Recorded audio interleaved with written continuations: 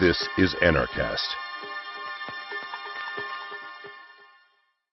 Welcome to Anarchast. We're in Spokane, Washington at the Silver Summit, and I've got Louis James of the Casey Research's International Speculator, and he's an anarchist, so we're sitting down with him to see what's going on. How are you? I'm fine, Jeff. Glad to be here. Oh, it's our pleasure. And you write the International Speculator, which is Casey Research, Doug Casey's firm. How long have you been writing that? It's been under my name for a couple years, but I've been with Doug and learning from him, learning the ropes in the business for 7+ years now. Wow. It's a long time for me. And have you always been an anarchist, or were you converted by Doug? Or Actually, that's what brought us together. I initially knew nothing about the business, but we were both sort of the black sheeps of our family. It was the common bond. I used to run a sort of, in the early days of the internet, it was kind of like a pirate radio station online that I had, and I was interviewing different people. And somebody suggested I should interview this Doug Casey guy. I said, who's that? Oh, he's this investor guy, but he's an anarchist like you. You should interview him. So, okay, and I got him on the show, and I interviewed him for 45 minutes. And all of his answers to the questions, like, that's what I would say. It was like my long-lost brother. So it was fun. It was great to meet a kindred spirit. That's great. And so how did you get into anarchy then? I knew you were going to ask that, and I'm trying to remember how it started. I have to admit, painfully, that I came at things from the left side, not the right. I was not born and bred conservative and free market perspective, and then just sort of got more consistent, which is the way some people come to it. I wasn't a left anarchist either, though. I was just a typical snotty college kid socialist who thought, well, the government can pay for everything. And should. And smart people like me should run it. And we deserve perks for doing it. Such a good job, I would do. I was already halfway to becoming a dictator, in my mind, anyway. But there were books. I think it really started with Ayn Rand. And Ayn Rand is not an anarchist, or doesn't think she was an anarchist, though if you apply her ideas consistently, I think an argument can be made that she was. But she really kicked my socialist ass, really good and hard, right in the rear, got me out of my rut, got me thinking about things differently. The scales fell from my eyes. I realized how wrong I had been about a bunch of things. I thought I was an original thinker, but really I was just mirroring the ideas that my teachers had taught me my entire life, maybe a little more consistently than they were and unashamedly than they were. But it was their leftist ideas. And I realized I was wrong, and I started looking around and started studying other things. And actually, the other author that really influenced me the most after Rand would be Robert Heinlein, the science fiction author, who did write explicitly anarchistic works in some cases. And then just from there, you know how it goes. It's a mental explosion. Your mind is alive, and you start reading everything. Right. And so you went. You just mentioned you had a pirate radio station. Where was that based out of? Evanston, Wyoming. And you did it over the internet? Or? Yeah. Oh. Yeah. Sort of like that old movie with Christian Slater. You ever see that one? It's excellent, called Pump Up the Volume, I believe. No, I haven't seen it. Oh, you should see it, because it's about, he has a pirate radio station, and it's from the 80s. But it's really good. And I always, whenever someone tells me they have a pirate radio station, that's what I think of, and it's just a pretty cool idea. You ever think about going back and doing some pirate radio? No, it was it was meant to be a for-profit venture, but it turned into a labor of love. And then we had infrastructure problems, and cost structure went out of hand. Forget it. Really? But it was fun. It was fun to get on there and speak, no holds barred, about anything you wanted, and hopefully try to make a buck doing it. Yeah, that's always a good thing. We're in favor of making money, adding value to things. And so where did you... So you started out by reading Ayn Rand. Any particular book, or all of them, or...? All of them. All of them, yeah. I started with The Fountainhead. Okay. And that's an unusual one to start with, isn't it? I don't know. Most people say Atlas Shrugged. Do they? I would start with The Fountainhead because, frankly, Atlas it's so big. And it's not really a great story. It's so full of ideas. If you're excited by the ideas, then it carries you all the way through the 1,200 pages or whatever. Yeah, they're so long, those books. But yeah, The Fountainhead was a better novel. You know, as a story, it worked for me. When I introduce people to these ideas, I always tell them to start with Fountainhead. Really? Because Fountainhead, it takes a single idea. It smashes the concept of altruism and proposes ethical egoism in its place, the virtue of selfishness, which is one of her nonfiction books, as you know. It's a single concept, and it has a story that is designed to deliver this intellectual bomb in a very effective way and get people thinking outside their rut. Atlas is everything, you know, it's politics and philosophy, economics, it's all these things wrapped up together. And it's, I would imagine, for somebody just starting out, harder to digest. And if you aren't inclined to accept these ideas, if you're not friendly to them, I wonder how many people can just sit down with Atlas and go, oh, I was wrong, this is right. I don't know, but that's my suspicion. I started out with the Fountainhead. Mm-hmm. And like I say, I was reading other things. I had already read Heinlein's stories, and I hadn't really processed them. Oh, by the way, I read Rand's, what's that futuristic story, the boy who discovers electricity, that Rush did 2112 based on Anthem. Anthem is the name of the book. Right. I read the novella Anthem a couple years before this. I was in university when I read her major works, but I read Anthem in 9th grade, and right, there's no word I in the language. The society is so collectivized, there is no concept for the word I. And I read this little short story, I said, that's stupid. That was as far as my thought process went. I didn't think about it at all. It didn't even cross my mind that this was metaphorical and it might be trying to say something besides just the story, right? So that's what I'm saying. If you're talking about effective communication and opening of minds to new ideas you haven't considered before, maybe this is a long talk on a short point, but I wouldn't start with Atlas. I would start with the Fountainhead. Okay. That's interesting. I always find it interesting. I became basically an anarchist when I met Doug, or when I first read Doug's stuff, Doug Casey. And it's so interesting to watch movies again before and after you're an anarchist, right? You know, The Matrix and all those sort of things. Oh, it's yeah. Like, oh, that's what they're talking about, you know? And it's like you have to go back and rewatch most of those movies again. It's, well, like even, you know, I have to admit this is how, because when I watch a movie, I don't try to get a message from it. If I'm going to watch a movie, it's for pure entertainment. So I just turn off my brain and I just watch it. So I watched the whole V for Vendetta without even thinking about what they were talking about. I was just like, yeah, that was a pretty good movie. And then Doug Casey mentioned, he goes, that was a great movie. And I was like, oh, I didn't even think of it from the anarchist point of view. So I went back and watched it. I'm like, that was a great movie. Wow. It's just so funny, isn't it? That's amazing. Well, okay, so this was a long time ago for me. I would say most movies I've seen have been post that. If I went back and looked at, I don't know, maybe Star Wars, maybe there are messages there I should go back and look at again. Yeah, maybe a long time ago for me, that's right. And so one of the big things right now, it's so hot right now in the news, is the Occupy Wall Street. And I've got a lot of views on that, and I've written about it. So what's your views on it? Do you have any? Well, it hurts to think of it. It does. You know, it's like so many things. There's a mixture of truth and lies. There's a mixture of good and bad. There is a fundamental rightness to the indignation of people against, these parasitical bastards that use the system in favor of self-interest and in favor of profit, but they use the system for their own gain at the expense of others. This isn't ethical, it isn't honest, it's stealing. I have a problem with stealing. I have no problem with self-interest. I have a problem with fucking the other guy to get yourself ahead. So, yeah, I understand these feelings, but you throw out the baby with the bathwater. You're going to criticize greed. Well, that's such a big and vague word. The problem is using the political system to advantage the few at the cost of the many. And now that the many are realizing this, in this case at least, they're upset.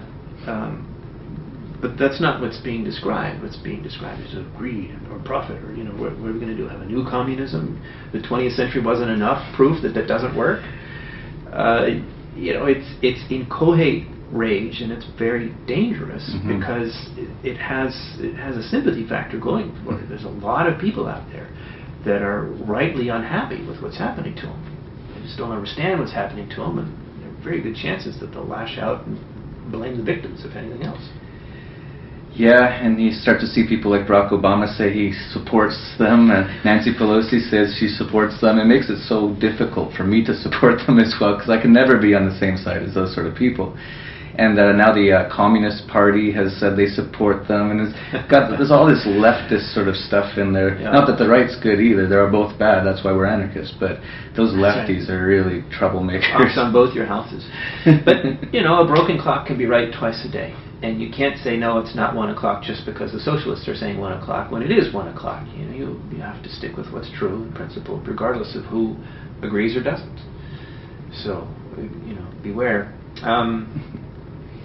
But yeah, this looks like one of those times when history is about to veer completely in the wrong direction, from totally misguided ideas getting in the way of real potential. It's interesting, you know, this movement, if it was reasonable and well informed, could do a world of good. Totally. Expose these critters under the rocks and clean out the bums in Washington, whatever party you're from. There's so many corrupted and crooked people involved in all these things, and they ought to be given the long walk off the short plank. But that's not what's going to happen. You know, those guys are going to end up on charge of the new system that's going to regulate everything into happiness, right? Yeah. Yeah, it's interesting. You see I always like looking at the pictures of the Occupy Wall Street. You see one guy with an Ed the Fed sign, so that guy's got it pretty right. And right beside him, the other guy would be, I want free health care. Right. It's like, do you guys even talk to each other? They don't even see the complete opposites of their views in their signs. It's incoherent. But you know, it's interesting, going back a little bit to the WTO protests and that sort of thing that went on a while back. I used to go protest the protesters with a project I ran called Bureaucrash. Not crack, Bureaucrash. And we went, for example, to the WTO round in Cancun, Mexico. And we were protesting the protesters, which at some point was dangerous, but was generally a lot of fun. And it's interesting how much these people think they know what they are doing, and they don't, and they have no idea. They have no understanding of what they're doing. And one of the popular slogans was socialism without the state. Well, what does that mean? Socialism is the state controlling the economy. You know, communism ultimately was an anarchist philosophy. And we talked about that before, about the debate between the individualist anarchists and the communist anarchists, right? But socialism is about the state. You can't have socialism without the state. It's an oxymoron. And yet that's what they're advocating, or they think they're advocating. It's kind of like saying, well, I'm in favor of green-red. Or, you know, it makes no sense. Yeah. Yeah, it's really crazy. And it's amazing how these people will put their lives on the line for a lot of these things that they don't even have any idea about what it's actually all about. You know, if you're going to go out there and, you know, starting to protest now, it'll probably turn into riots at some point, at least to a certain extent, and it already has in the small parts. And so these people are going and they're going to get into fights, and some people are going to get hurt over things they don't even know what they're talking. It's really sad that it's hard living with these humans sometimes. Well, in a way, it's par for the course. And when we go to a football game, and of course our team is the best, whoever the other team is, regardless of any statistics you may be able to present about the track records and merits of the various players, no, our team is the best. And if you say anything else, then your skull needs to be bashed in. So, unfortunately, there is a human tendency here that needs to be recognized and dealt with. We can't wish away human nature any more than the communists could. You know, was it Lenin or Stalin? One of them said, you know, give us the child for 5 years, and we'll have life. It's not true. There actually is such a thing as human nature, which is why we're anarchists. It's a system that's most consistent and not utopian, but does tend to provide the happiest result for the most number of people. So how long have you been an anarchist then? 15 years, 20 years, something along those lines? Closer to 30. Oh, wow. So you've seen a lot of change, I would assume, in sort of the movement as a whole, or the openness that it's now seems to be receiving from a lot more people. Would you say that's the case? Have you seen big changes in those 30 years?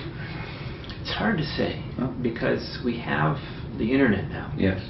And you see things, and the internet is a self-selecting network, right? And if you're interested in anarchy and free markets and political freedom, liberty, blah, blah, blah, you look for these things and you'll find other people who are interested in them, and it brings people together. It's an enormously significant and powerful technology.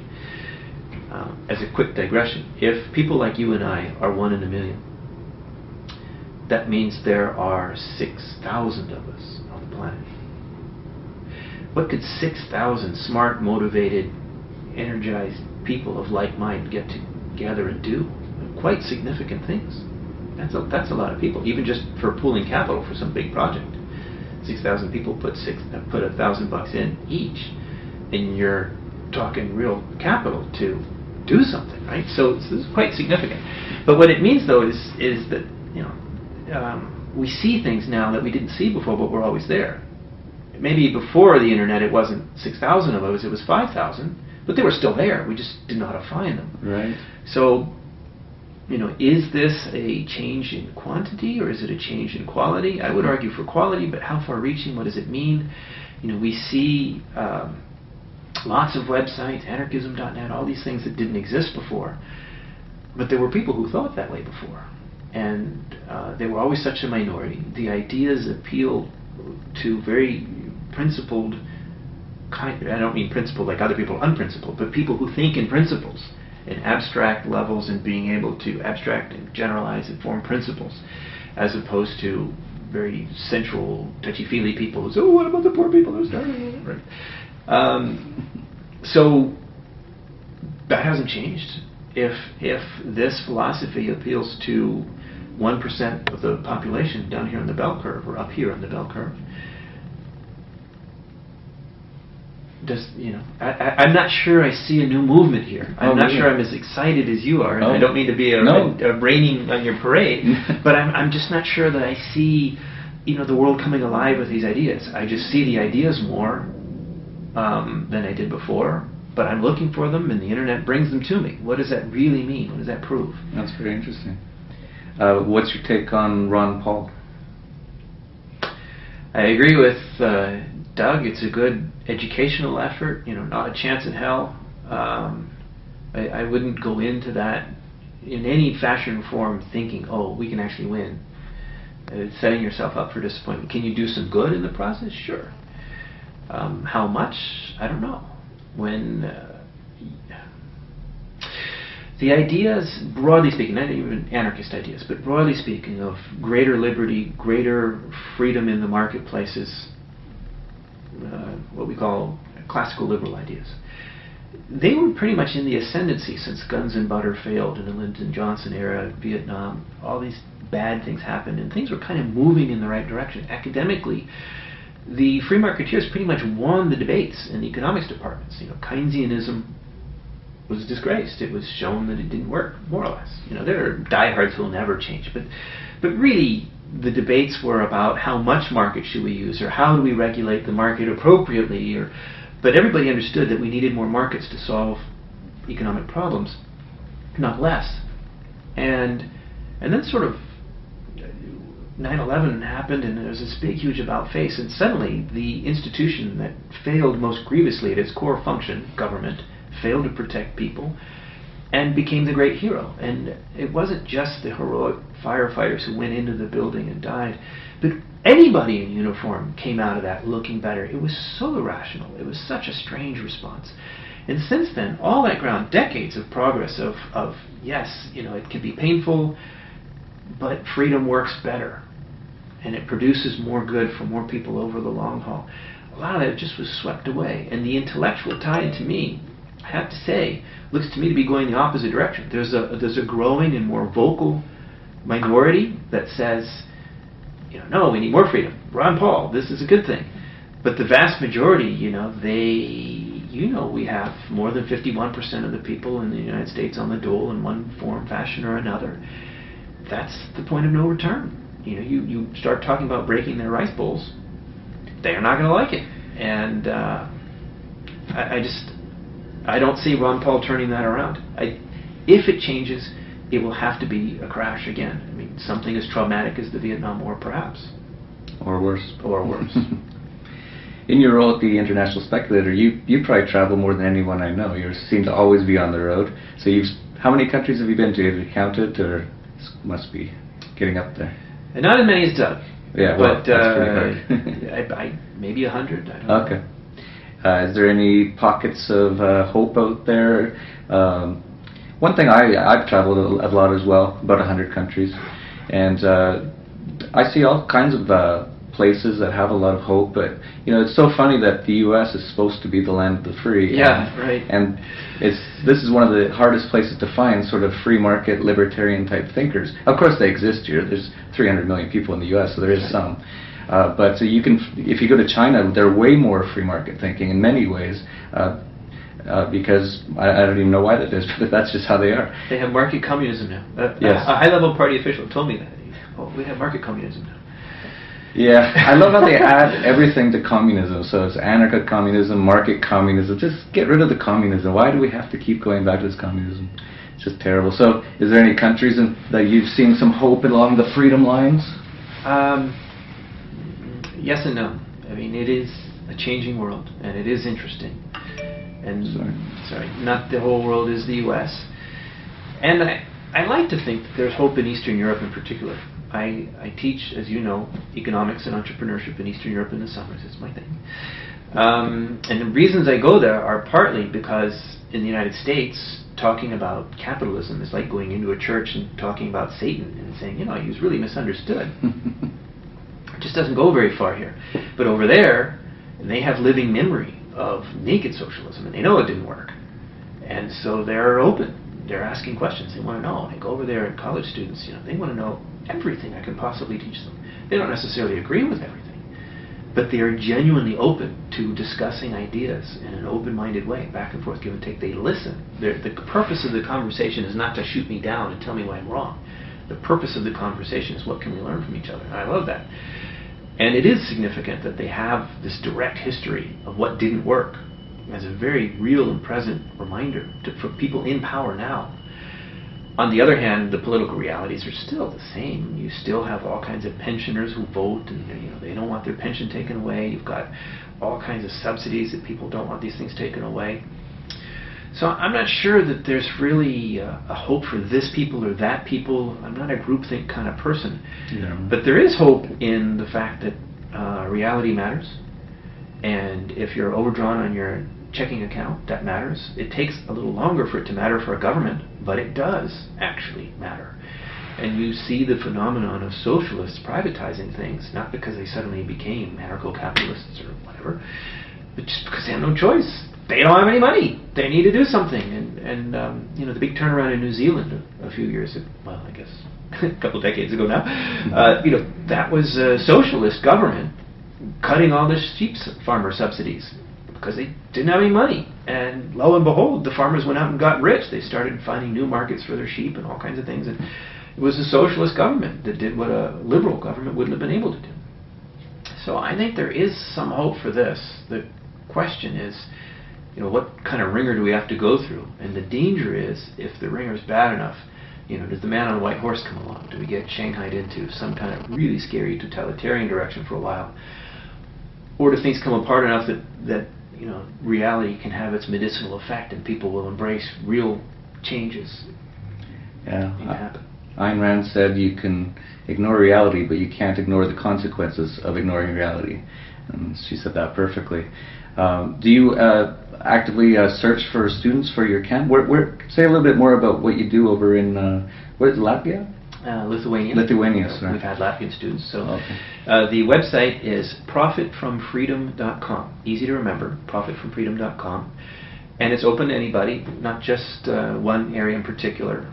We like Eastern Europe because of the reasons that we've just talked about. I particularly like reaching out to students from the Republic of Belarus because that's the last standing piece of the Iron Curtain, as it were. Still, it's not a free country. It's a highly controlled economy.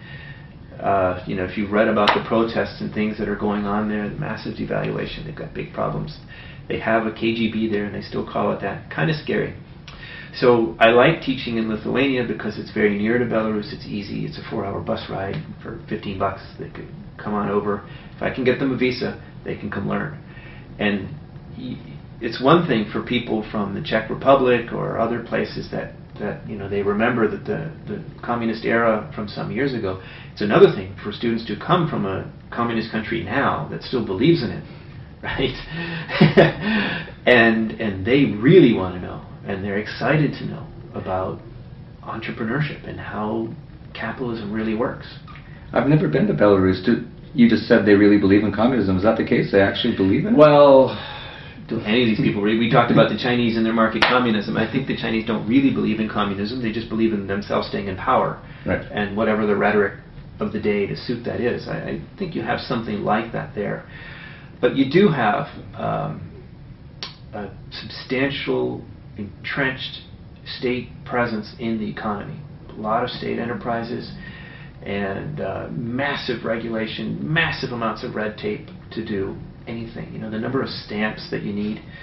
I spent an entire day, not an hour, a day of my productive time going around to different bureaucracies, getting stamps and translations and stamps on the translations on the stamps and things, just to sign a letter with a Belarusian business partner, just to get one document done, the whole day. And you need all these documents and stamps and things. But my question is, do the people that are doing all these things, do they think Belarus is a great place and they've got the whole thing figured out? They did before. I don't think anybody believes that now, that they but now crashed. They can't get rid of it. They had a deal with Moscow, and they had cheap prices for gas, and the pipeline to Europe goes through, or one of them goes through Belarus, and they had an arrangement for cheap energy from Moscow, and they were able to turn that into manufacturing benefits and jobs and things within Belarus. It was under the market pricing, and that's gone away, and the house of cards is coming apart. So it looked for a while like things were good. When I first went to Minsk 5 years ago or so, it still was a very Stalinist place, just row after row, blocks of the same identical gray buildings, just the number different and so on. The whole place looked miserable. Now you go, there are lots of new buildings, lots of Moscow money there, and the buildings have shapes. They're not all rectangles. Some of them are curved. Some of them have colors of paint on them besides gray. There's neon signs. There's signs of modernity. But none of this was generated by a robust, growing economy. It was generated by this fake economy of subsidies from the Russians. And once that went away, things went boink. So I don't think anybody believes it. The rhetoric is still there, but it's just the rhetoric. I think it's a pretty naked power struggle now. The guy in charge wants to stay in charge. Yeah, that's usually the case with those situations. As what's his name in Libya just got taken out today, right. Gaddafi. I have mixed feelings about all that stuff too, because of course Gaddafi was a terrible person, but I don't really support people like Barack Obama going around killing people, and so it's so hard. It's so hard to even deal with all of these things going on in the planet today. It's just, Barack Obama's killing American citizens now and all this sort of thing. It just feels like we're living in 1984 to a certain extent. Though we have to say, Bush did it first. We set up Guantanamo so that we can take Americans outside of the United States and hold them without due process of law. I mean, that was the most brazen act of shredding the Constitution, or what was left of it, really, I think, in 200 years. It was quite striking. So it's not just one side or the other. It hawks on both their houses. I think one useful thing for anarchists to keep in mind out there is there are lots of issues where we can go to the logical extremes and get very divisive into some of the details. Some of these ideas, if you follow them consistently to their extremes, lead to places where many people are not comfortable. It's not necessary to go there. It's not necessary to hide, but it's not necessary to make the most controversial thing you can possibly say the centerpiece of your argument if you discuss with people. It is, there's so much agreement that you can create with people saying, well, look, government is a problem, right? We have too much government, too much red tape, too much expensive bureaucracy, negative incentives. It is a problem. A lot of people will agree with that. Okay. Well, we don't have to agree right now today to reduce it to 0% of its current size. If we can agree that 50% of its current size would be better, not the ideal, but better than its current size, okay, well, let's work together in that direction. And from there, if we can reduce it another 50%, we don't have to agree now on the end game. If we can agree in the direction, too much taxes, too much regulation, too much burden of state on the individual, the entrepreneur, on the economy, and on philosophical and on the moral, ethical plane too, the weight of government is oppressive. If we can reduce that and we can agree that it needs to be reduced, that's enough. We can be brothers for today and march in that direction. That's a great thought. And I know you have to get going. You're speaking soon at the Soda Summit here. Yes, all right. And just to let people know, you write an excellent newsletter called the International Speculator.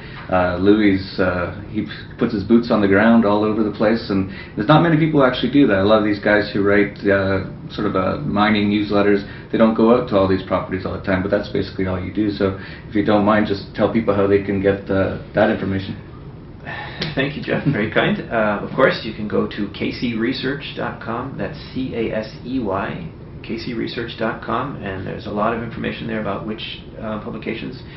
The International Speculator is the monthly newsletter that I do, and yes, I do go and kick the rocks. I have a rock hammer, and I go and I try to verify as much as I can in person before making a recommendation on a stock pick. And you can sign up there. There's a money-back guarantee, all kinds of things. There's also a free weekly publication called Conversations with Casey, which I know you're a big fan of. Yes, I am. And you can not only see what Doug and I are talking about today or other interesting people that we find along the road, you can also look at the archives of Conversations with Casey. And Doug and I have been talking for 2 years about everything under the sun, including anarchy. There's one on anarchy you can search. So lots of information there, and you can decide whether these Casey research people are people you want to do business with or not. Hopefully we'll see you soon.